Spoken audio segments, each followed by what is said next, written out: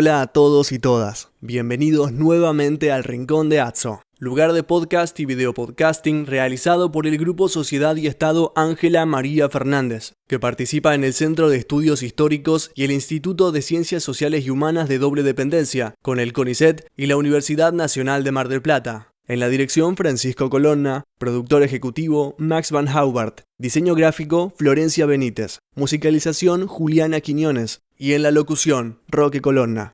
Los distintos capítulos del Rincón de Atso los encontrarás en el canal de YouTube de Aportes de la Historia y en iVoox. Filmamos con una cámara Sony HXR MC88, grabamos con un equipo Zoom H6 y usamos la switchera ATEM Mini de la firma Blackmagic Design. Hola a todos y todas, bienvenidos a una nueva entrega del Rincón de Atso, video podcasting del Grupo Sociedad y Estado, producido por su proyecto Aportes de la Historia. En la dirección, Francisco Colonna, al mando de la switchera Blackmagic Design ATEM Mini. Producción, Max Van Haubert, y en el diseño de portadas y carátulas, Florencia Benítez. Con nosotros Diana Duarte, directora del Grupo Sociedad y Estado y directora ejecutiva de la web Aportes de la Historia. Y yo, como siempre, acompaño ahí de relleno. Hoy es 19 de julio del 2023. Estamos comenzando las vacaciones de invierno y grabamos, Diana, el capítulo 71. Este capítulo, y por favor registren lo que voy a decir, está pensado para alumnos de la carrera de Historia, graduados de nuestra disciplina y demás campos de las ciencias sociales y humanas. Por supuesto, son bienvenidos otros públicos. En términos del broadcasting, determinamos claramente la audiencia. Voy a volver sobre este punto, Diana. Segunda cuestión reiterativa. No hacemos divulgación. No es nuestro campo ni objeto de estudio, porque si no, la producción se enfocaría en cómo trabajar estos temas para otro tipo de audiencia. ¿Es necesaria la divulgación hecha por reconocidos historiadores? Claro, es más que evidente. Tercera cuestión. Cuando el proyecto Aportes de la Historia dio sus primeros pasos, estaba pensado en función de conectar la producción académica y buscar alternativas para que ésta llegue al aula de los colegios medios. Entonces, el objeto de investigación y el objetivo es educativo. Producíamos diversos materiales didácticos digitales, MDD, para el proceso de enseñanza-aprendizaje para los colegios medios que por diversos artefactos tecnológicos podían estar en el aula presencial o híbrida, entendiendo por híbrida la articulación de lo presencial, lo virtual y la distancia. Una aclaración. Nuestra producción nace como material didáctico digital. No se transforma en, y vuelvo a repetirlo, competimos con las editoriales de textos escolares. Sobre esta cuestión hemos dicho algo en el Rincón de Atso. La web Aporte de la Historia está a mitad de camino de lo que se denomina plataforma educativa. Por eso permanentemente decimos es una biblioteca cuya curaduría está hecha por quienes participan en el proyecto. Tomamos además algunos aspectos de lo que se denomina multiplataforma, crossmedia y transmedia, que son cuestiones diferentes. Diana, cuando se decidió avanzar sobre la producción de material didáctico digital, y acá agrego audiovisual, tomamos toda la producción de los MDD o materiales didácticos digitales y los producimos en términos audiovisuales. A lo largo de varias entregas, ustedes han escuchado los términos VOD, Video On Demand, FVOD, Free Video On Demand, AVOD, que no voy a decir qué es porque la gente curiosa va a tratar de ver qué es, y SVOD. También el término ventana, plataforma y otros más. Ese es el lenguaje de la industria audiovisual que no ha llegado al mundo de la educación Y no son conexiones posibles, son conexiones necesarias. Todos los textos escolares entonces pasaron al mundo audiovisual y se convirtieron en microcontenidos digitales. Vuelvo a repetirlo, microcontenidos digitales. Un video de no más de 8 a 12 minutos para lo que se denomina aula reconfigurada, que busca por un lado romper con la saturación tecnológica y la saturación presencial. Es cierto que esos micros contenidos audiovisuales ponen el énfasis en los contenidos, pero para hacerlos realidad se conformó un equipo con énfasis en los procesos, que es lo que debería suceder en las aulas de los colegios medios y las aulas universitarias. Obviamente publicamos 2 libros, Historia de las Independencias desde los microtextos y un acercamiento a la historia colonial desde los microtextos. Ahora bien, está claro que la mayor parte de nuestros materiales didácticos digitales está pensada para los colegios medios. Por eso nace el Rincón de Atso y los invito a volver a escuchar cuando afirmo este capítulo está pensado para. La CONEAU definió claramente las posibilidades de enseñanza universitaria post pandemia. No nos hagamos los distraídos. Este material entonces está pensado para cualquier estrategia que plantea los documentos de la CONEAU. ¿Sí? Y esto quiero decirlo y me hago yo responsable. En términos de cómo enseñamos nuestra disciplina en el aula universitaria y en el aula de los colegios medios, el aula híbrida viene a poner en disputa el espacio hegemonizado por las pedagogías y didácticas presencialistas. No solo se enseña y se aprende en el aula a través de esa rígida enseñanza presencial. Eso, Diana, está claro hace mucho tiempo. Por eso la crisis en cómo enseñamos en las aulas universitarias y en los colegios medios. Esta aclaración la quería hacer porque vuelven a preguntarnos, a decirnos que bien su material de divulgación y tal y cual. Entonces, nunca está de más aclarar el campo de objeto de estudio nuestro y también aclarar por qué hacemos el material que hacemos y no elegimos otro material educativo. Ahí creo que han aparecido palabras claves que hay que profundizarlas, abordarlas y repensarlas para nuestras prácticas en el aula. Bueno, hoy Diana va a tratar un artículo del texto De la Plata a la Cocaína, 5 siglos de historia económica de América Latina, 1500-2000, cuyos coordinadores fueron Carlos Marichal, Stephen Topic y Sepir Frank. Fue publicado por Fondo de Cultura Económica ya hace un tiempo. El título del artículo que Diana va a abordar es de Carlos Marichal, un capítulo olvidado del comercio internacional, la gran cochinilla mexicana y la demanda europea de tintes americanos, de 1550 a 1850. Diana, bienvenida. Gracias por el espacio. No, por favor. Bueno, nuevamente nos volvemos a encontrar. Como digo siempre, buenos días, buenas tardes, buenas noches, dependiendo del momento en que nos vean. Y sí, vamos a continuar con esta serie que hemos denominado Historias Globales,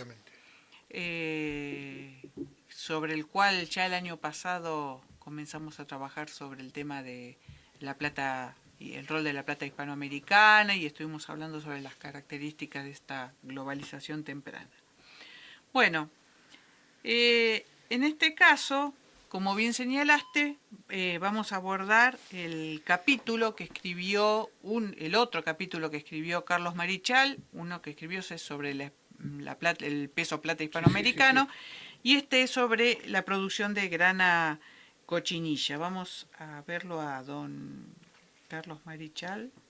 Está entre medio de nos. Está entre medio de nos. Ahí está Sí. el profesor Carlos Marichal, ¿no? Y ahí cabe para comenzar, para disparar este inicio, la primer cuestión o la primer pregunta, Sí. que es... ¿Por qué la grana cochinilla? ¿Por qué los tintes americanos? Bien.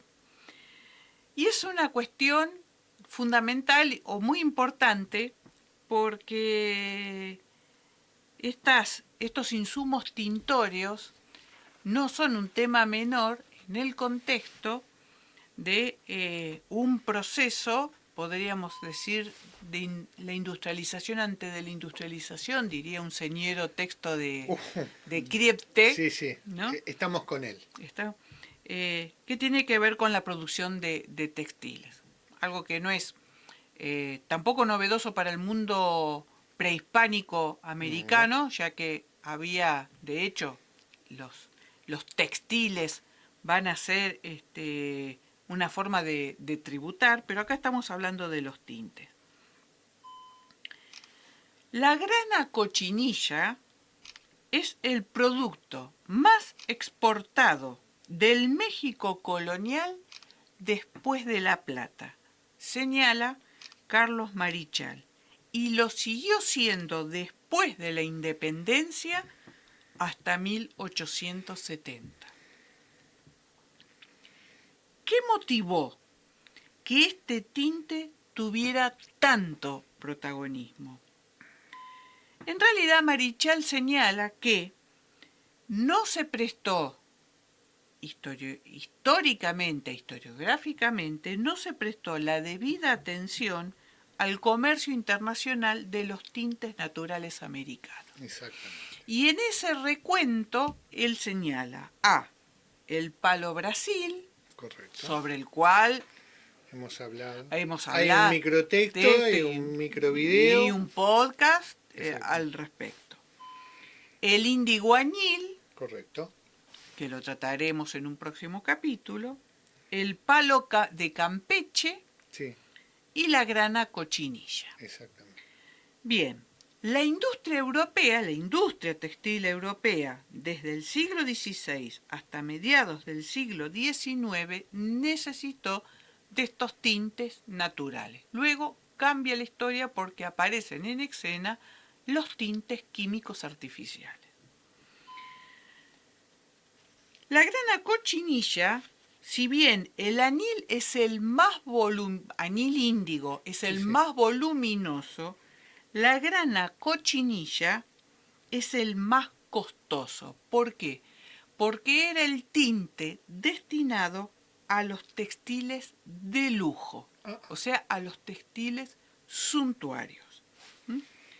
La historia de la expansión de los tintes naturales americanos, de alguna manera, se insertan en el proceso de la protoindustrialización y más tarde de la industrialización temprana del siglo XVIII. Sí. ¿Cuál es su atractivo de este tinte? Su rojo intenso y duradero.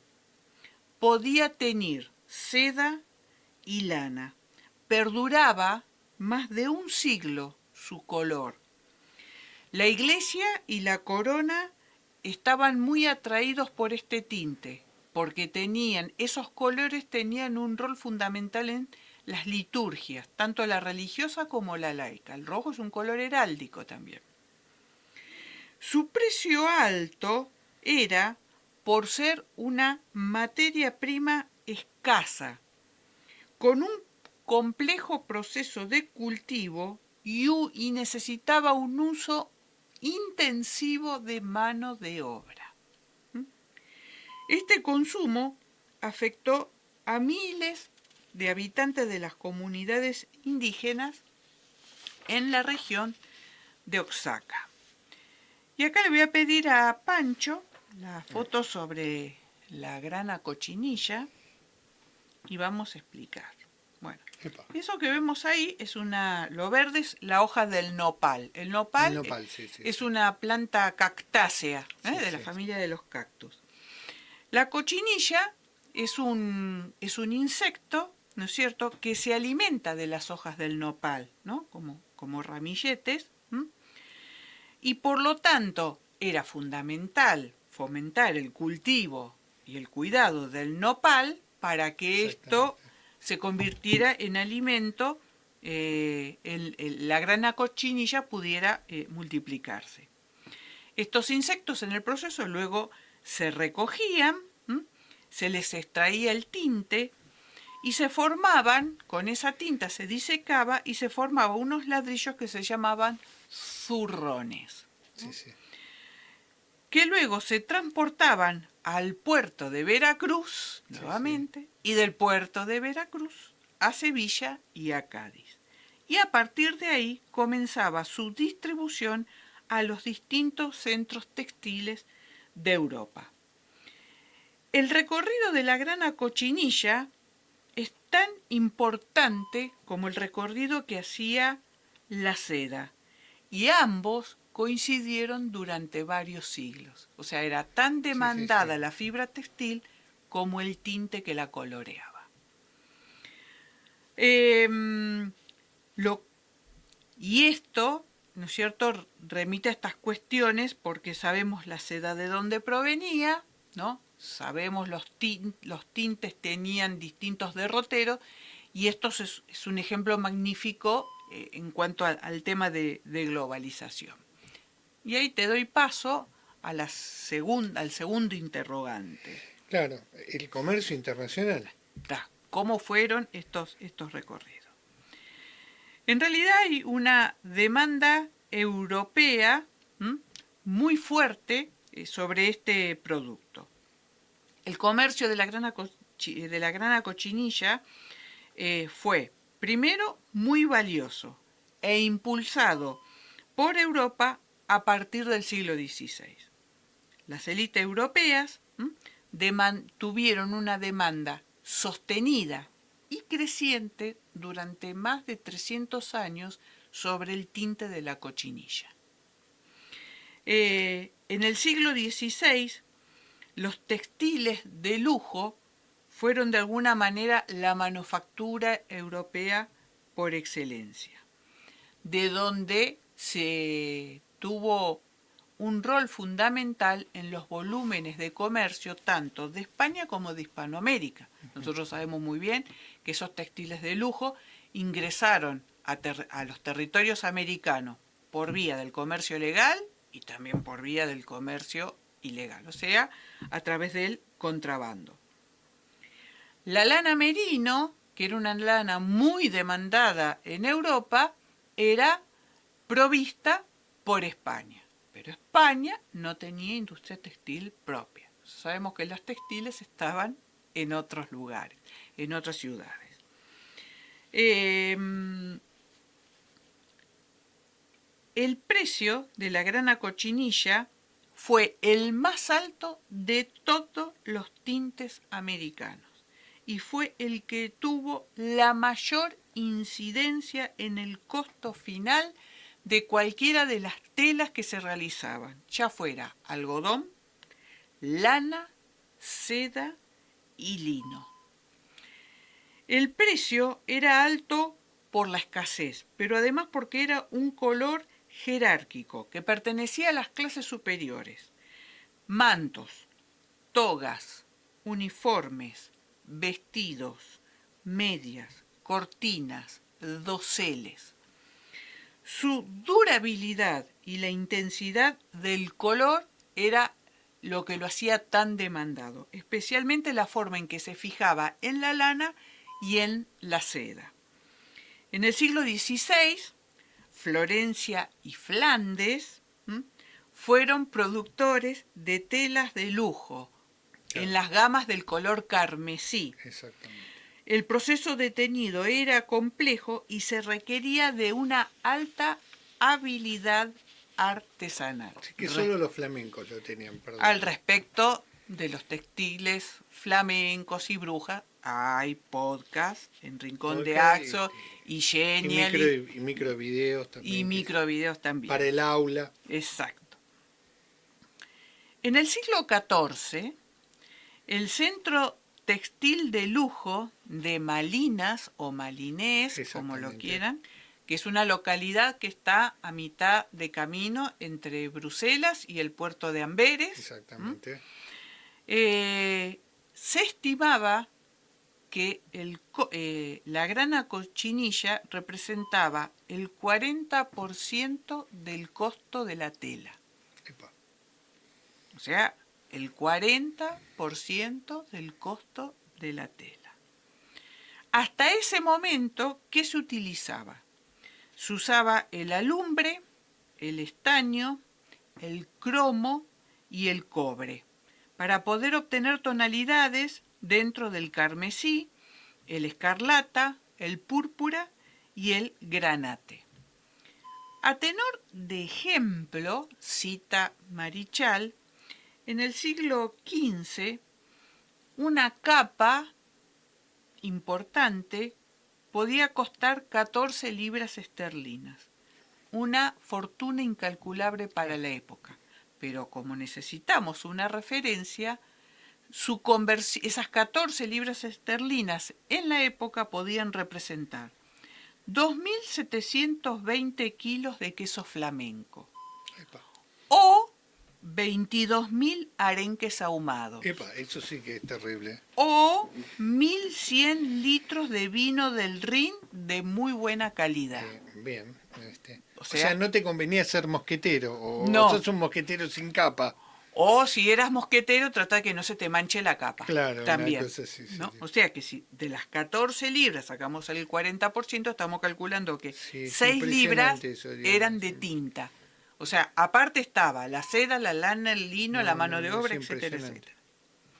En 1520, Claro. ¿no?, la grana cochinilla aparece en los mercados europeos. Sí. O sea, inmediatamente después de que llegó el bueno de Don Cortés. Exacto. En pleno conflicto en Flandes. O sea, fue Sí. como que los planetas... Se alinearon mal. Bien. Por lo tanto, Inglaterra, Flandes, Francia, Italia, se interesaron en la calidad de este tinte, que era de 10 a 12 veces mejor de todo lo conocido hasta ese momento. Desplazó al kermés mediterráneo. El kermés mediterráneo también es un insecto Sí. que se lo procesa y se obtenía un tinte también hacia los colorados. Pero la grana cochinilla no tenía comparación con ese producto. Por supuesto, esto siempre genera tensiones, porque quienes en el mundo, en el Mediterráneo, se encargaban de cosechar kermés mediterráneo, poca gracia le iba a hacer la introducción de la grana cochinilla. Por lo tanto, los embarques comenzaron a llegar de una manera cada vez más frecuente y más demandado a Livorno, Venecia, Rouen, Lyon, Malinés, Florencia, Milán y Suffolk en Inglaterra. Correcto. O sea, todo el Mediterráneo, Sí. la parte nórdica y los ingleses. Y Lyon, que está por ahí. Que está por ahí, capital de la seda. Sí. En 1600, las importaciones de grana cochinilla llegaron a, en volumen, a promediar entre los 10.000 a 12.000 arrobas anuales. Pensemos que una arroba más o menos tiene entre 11 y 12 kilos, con lo cual estamos hablando que anualmente llegaban entre 110 a 144 toneladas de grana cochinilla a Europa. Del nopal mexicano. Que se alimentaba del nopal, el insecto que se alimentaba sí. del nopal mexicano. En el siglo XVII, Luis Hoverman, que ha trabajado en las ciudades de América Latina, estima que medio kilo de grana cochinilla valía de 4 a 6 pesos plata, lo cual era 60 veces más caro que medio kilo de azúcar, Sí. en comparación. Para 1700, el precio va a a lograr una estabilidad y se va a pautar entre los 110 y 150 pesos plata la arroba. Epa. En 1784 se va a registrar un descenso de la producción y del precio. Va a haber un problema de sequía que influye en el nopal, a pesar de que es una cactácea, la sequía afecta a la cactácea, y pestes. ¿Dónde sucedió esto? Principalmente en Oaxaca. Murieron casi 300.000 personas. Van a llegar las reformas borbónicas, y las reformas van a ubicar impuestos más altos a la grana cochinilla y se modificó la forma en que se comercializaba. En 1821, a partir de la independencia, los precios bajaron porque se perdió el monopolio de la producción. ¿Qué es lo que pasó? Los volúmenes se mantuvieron a pesar de la fuerte baja, ¿no?, de los ingresos de los propios campesinos. Y acá va la siguiente pregunta. Claro. Sí, estaba pensando en Bañón, en el papel que van a tener las comunidades campesinas en la producción y además, ¿por qué Oaxaca? Lugar de rebeliones. Sí, las va a haber. La cuestión es la siguiente. Oaxaca brindaba las condiciones locales y sociales de la producción de grana cochinilla. O sea, nos tenemos que ubicar entre el centro, y el sureste de México. También hay cultivos de grana cochinilla en Guatemala, en Perú, y hasta se han registrado cultivos en nuestra actual provincia de Tucumán, en Argentina. Se podían llegar a obtener hasta 6 cosechas anuales, y para obtener 1 kilogramo de grana cochinilla se necesitaban 140.000 insectos. Ahí le voy a pedir a Pancho el dibujo de... Ahí está. Por eso se habla de una mano de obra intensiva. O sea, era un trabajo, lo que tiene en la mano es como una escobilla hecha de paja, de fibras naturales, y con eso va arrastrando y va arrancando las cochinillas de la hoja, ¿no? Y luego eso, ahora vamos a explicar, se cocinaba y a partirse. Por eso decía, tenía un uso muy intensivo de mano de obra. Los campesinos indígenas mexicanos los criaban con mucho cuidado. Una vez que se recogían, se colocaban en agua caliente, o sea, se cocinaban, luego se secaban y eso luego se pasaba a unas bateas que se ingresaban en los hornos. Luego, una vez que eso estaba cocinado y secado en los hornos, se machacaban. Hay tenemos para ver el producto, el polvo. Hay que esperar que nuestro director... Ahí está. ¿Ven? Ahí están. Eso que se ve al costado son los insectos que ya pasaron por el horno, ¿no? Y luego eso se machaca y se obtiene ese polvo rojo. De hecho, ese rojo que nosotros estamos viendo le ha dado denominación de origen a lo que se conoce como rojo mexicano. El rojo mexicano es el rojo que se obtiene a partir de la grana cochinilla. Por lo tanto, la producción se concentró en Oaxaca porque Oaxaca tenía una alta densidad demográfica. Entonces, si necesitábamos mucha mano de obra, era el lugar indicado. Y además, el ecosistema del lugar es una zona seca o relativamente árida que favorecía el cultivo del nopal. Entonces teníamos el alimento para cultivar la grana cochinilla, que es la hoja del nopal, y la cantidad de mano de obra suficiente para poder levantar la cosecha de la grana cochinilla. El régimen colonial español, frente a esta situación, introdujo incentivos para la producción de la grana cochinilla, ¿no? En realidad, la agricultura de la zona, la agricultura local, era bastante pobre por los suelos y por los altos costos del transporte. Pero ¿qué sucede? Era tan excepcional los ingresos por la grana cochinilla que el costo del transporte lo compensaba generosamente. O sea, si lo que se hubiese tenido que trasladar era maíz, pero desechemos la posibilidad. Sí, sí, sí. Pero el precio internacional era Claro. tan alto que absorbía el costo del transporte.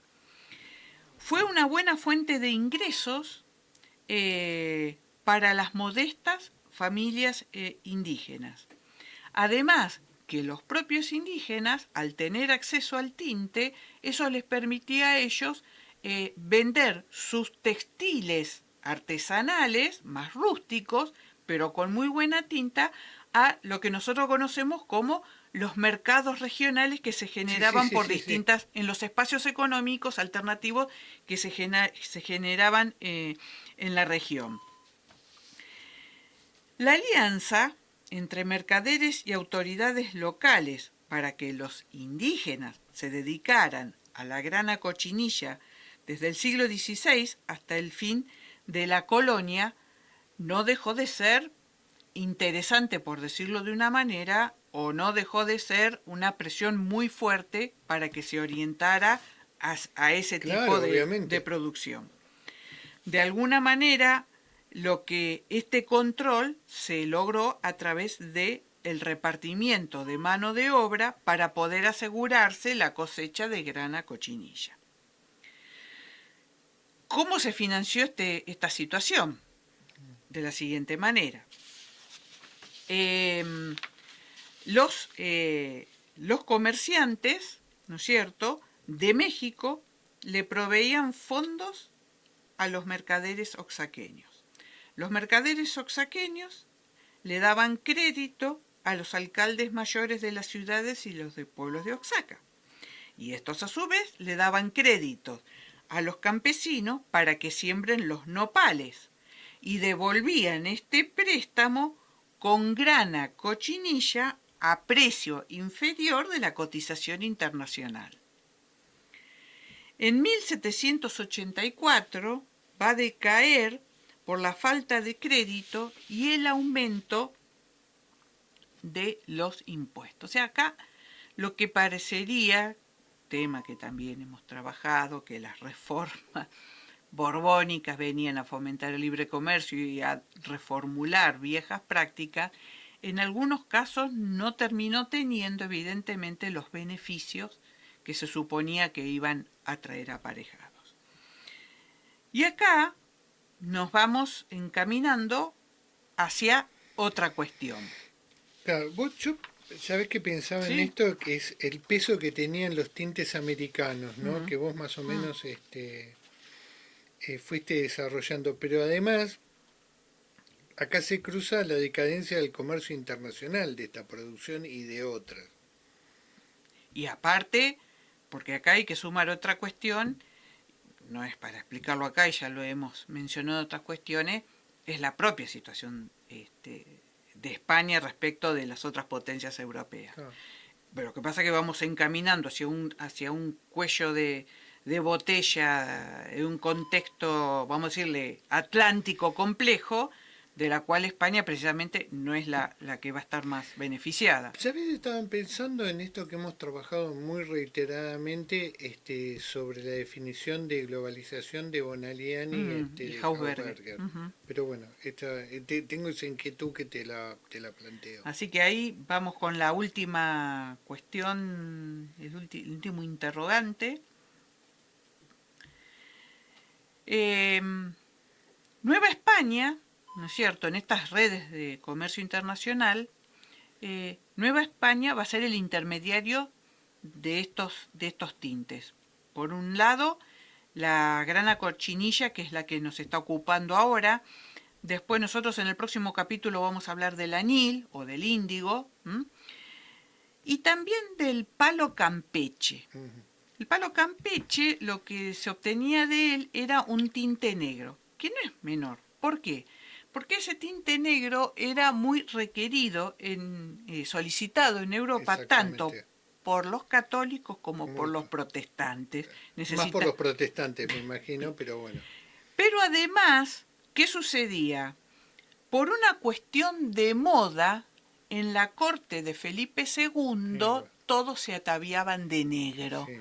con lo cual había una importante necesidad del tinte de palo campeche. Pero volviendo a nuestro tinte, que es motivo del podcast, la grana cochinilla tuvo precios altos y muy altos en el comercio internacional, desde el siglo XVI hasta principios del siglo XIX.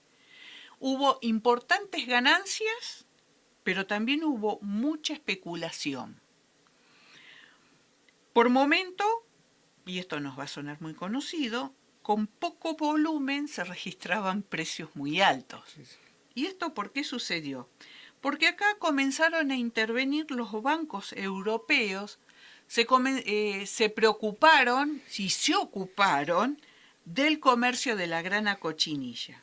Esto generó un gran oligopolio en los puertos europeos en donde se manipulaban los precios.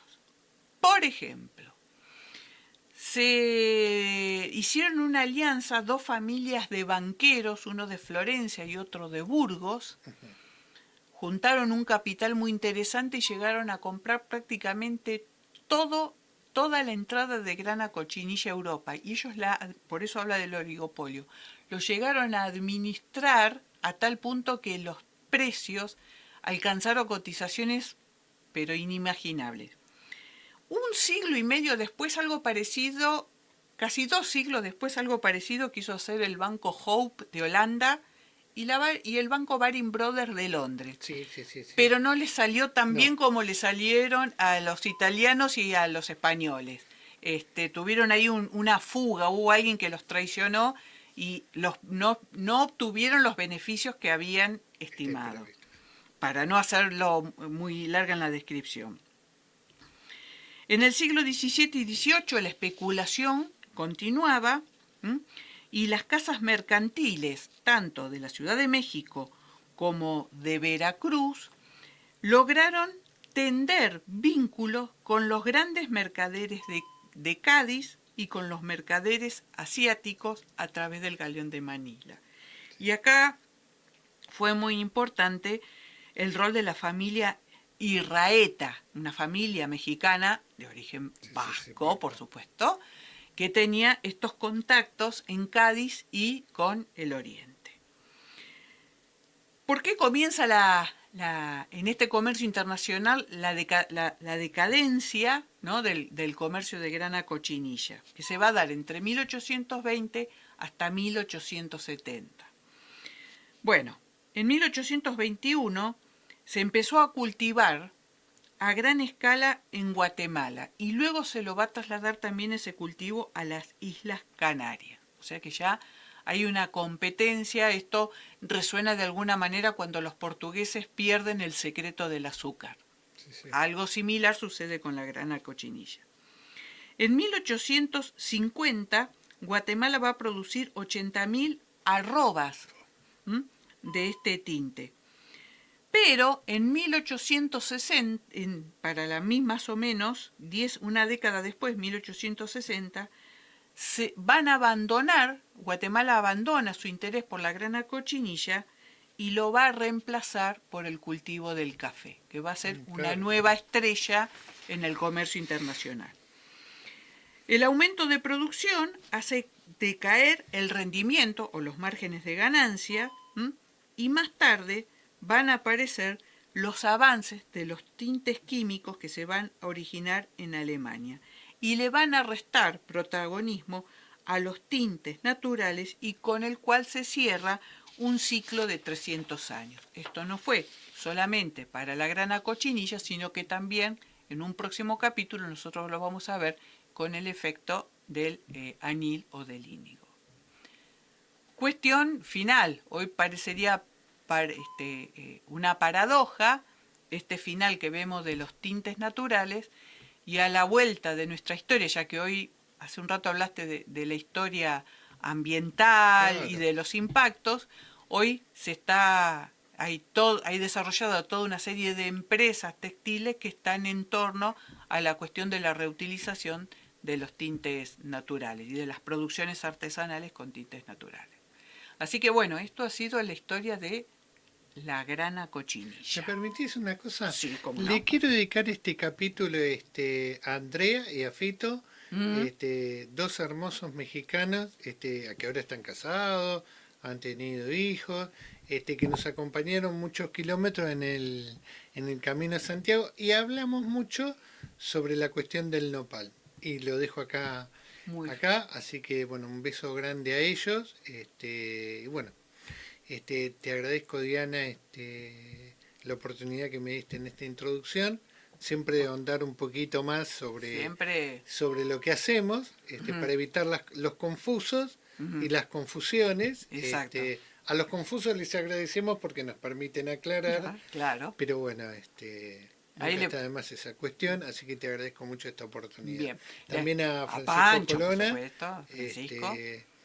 que Bien. hace malabares con ese, que es más de magia negra, manejar Sí, esa yo switchera. creo que hay un punto que abandonamos la tecnología y entramos en el rango de la magia negra Claro, respecto sí. a cómo se manejan algunas cosas. Pero bueno, Bueno, un beso muy grande, Diana. gracias Carlos y bueno, como siempre les digo, muchas gracias por acompañarnos.